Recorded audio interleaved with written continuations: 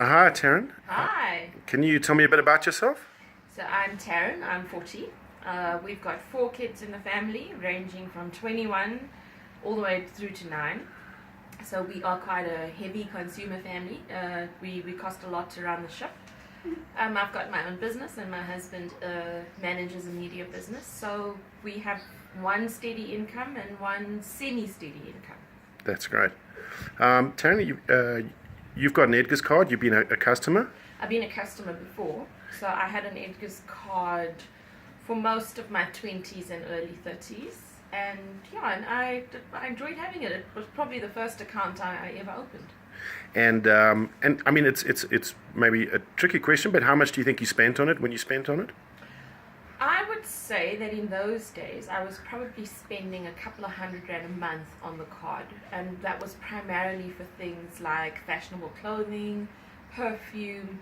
It was also my kind of go-to store for a basic suit for work, because you're kind of starting to work when you're 21, 22, so your first work suit, maybe a good boot for winter. Definitely my perfumes, all of that would come off my Edgar's account. So in those days I would say I was probably spending about $400 or $500 a month, which was quite a significant amount in those days. That's great. And do you still use the card?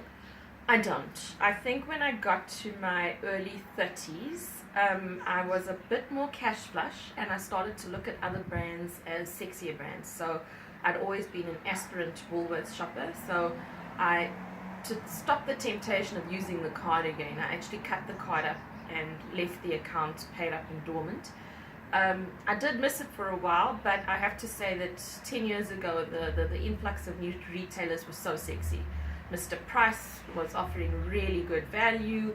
Woolworths offered me great quality and consistent quality, and I just loved their international ranges like Country Road, which I'm still a big addict for. So I didn't miss the Edgar's card, I'd say, up until about a year or two ago. Then I would honestly think about getting it back now. And if what do you think it would take to get you back into an Edgar's store? I'm quite conscious of retail trends because my business is in retail. I sell beauty and hair products. So I think from an Edgar's perspective, the reason why I'd probably go back and would be the ability to shop 6 months credit free. I think that their pricing structures can be a bit better. If they offered a bit better value, I would definitely buy more of my basics there. I recently went back and bought a suit for a family function and a blazer and some very formal gear for my kids, and I was really quite surprised at how nice the ranges were.